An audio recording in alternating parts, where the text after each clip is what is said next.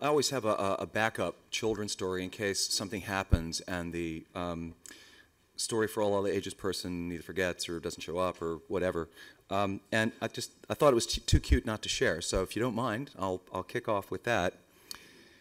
It's really a story for grown-ups of a certain age, though, I think, deep down. The story is called Strike It Rich.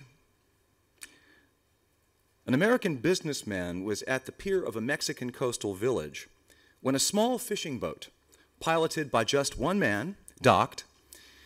Inside the boat were several large yellowfin tuna.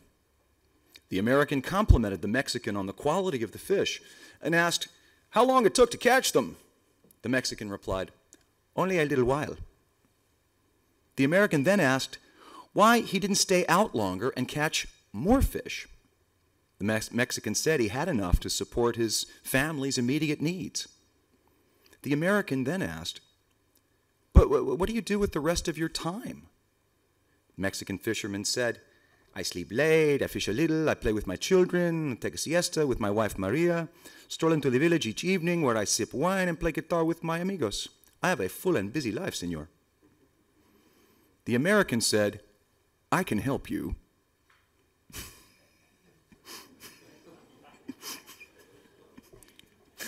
"I have an MBA from Harvard. You should spend more time fishing and buy a bigger boat. And with what you make from the catch, with the proceeds from the bigger boat, you could buy several boats. You would have a fleet of fishing boats. Instead of selling your catch to a middleman, you could sell directly to the processor and eventually open your own cannery. You would control the product, the processing, and the distribution. You would need to leave this small fishing village and move to Mexico City, then to Los Angeles, and eventually New York, where you will run your expanding enterprise." The Mexican fisherman said, "But, senor, how long will this take?" To which the American replied, 15, 20 years. "But what then, senor?" Well, the American laughed and said, "That's the best part. When the time is right, you would announce an IPO and sell your company stock to the public and become very rich. You would make millions." "Millions, senor, then what?" The American said, "Well, then you could retire. You move to a small coastal fishing village where you would sleep late, fish a little, play with your kids, take a siesta with your wife, and then in the evening stroll into the village where you could sip wine and play guitar with your amigos." "But, senor, that is what I am doing now."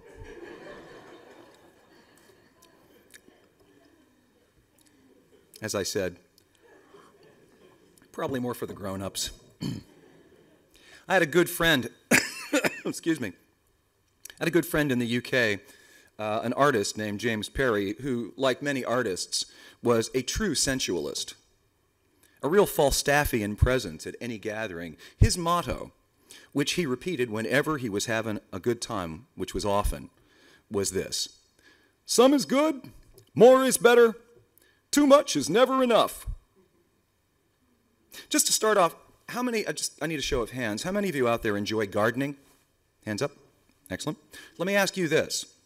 If you were limited by some, strict Mike Rand edict to being able to grow just one flowering plant, would this plant not come to assume more value in your life? Would the plant itself not be more loved, more cared for, more fussed over, and generally venerated more than it would if it were just one amongst a whole garden of others? How many of you enjoy good music? Hands. Good music. Okay, thank you. Now, to borrow from a famous radio show's premise, if you were stranded on a desert island and could take only one disc with you, would this beloved recording not again assume a more precious status? Perhaps be played only at certain times when you really needed to relieve the tedium? Would you not, over time, begin to hear every nuance in the music, hear elements in it that you'd never heard before? Would you not then come to venerate and bless this single disc? Or would you get heartily sick of it?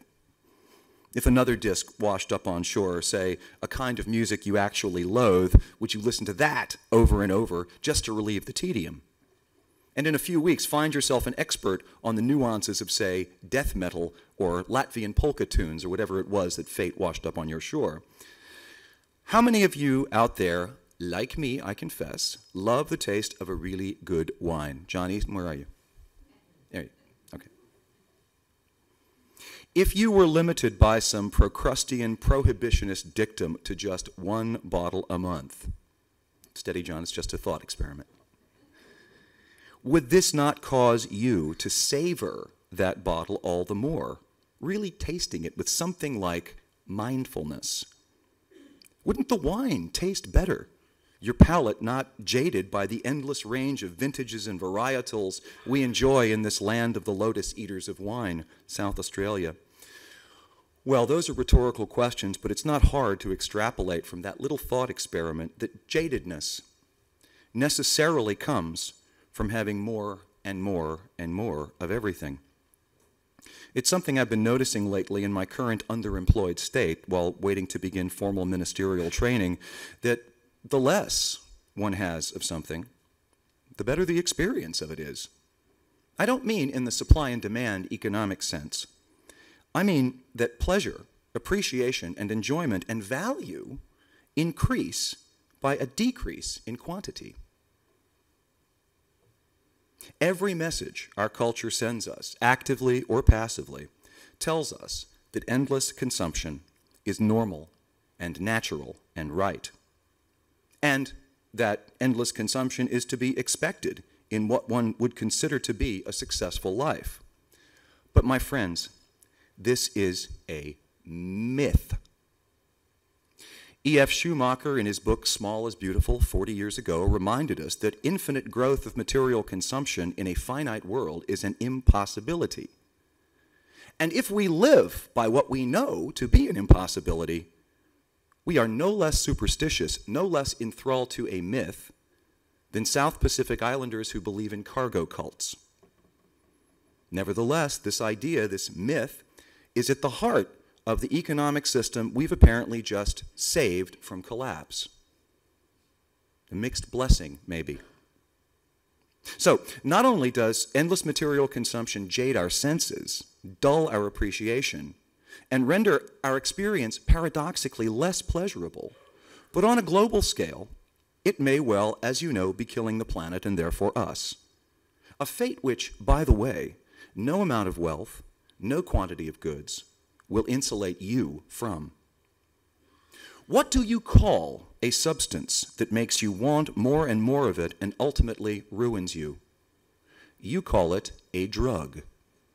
And humanity is an outright junkie. Now look, I'm aware of the irony of this, but my thinking along these lines was prompted by a recent holiday to Vanuatu. Okay, so I'm aware that that's ironic. It's traditionally a honeymoon. We went on a honeymoon. It's traditionally a time of excess, hence the honey in honeymoon. And Vanuatu is not exactly a desert island, but certainly underdeveloped as a society. Now don't worry, this isn't a travel log. What I brought home quite duty-free from my 7 days there has more to do with less than with more. I say it's underdeveloped. Vanuatu looks like it was colonized yesterday. It's a country of a dozen or so Pacific islands with about 40,000 inhabitants spread out over them. There's little infrastructure, not so much as a single traffic light or even a stop sign in the capital of Port Vila. The Melanesian natives are called Nivans, and they all seem to live in houses that are like the tropical equivalent of Thoreau's cabin.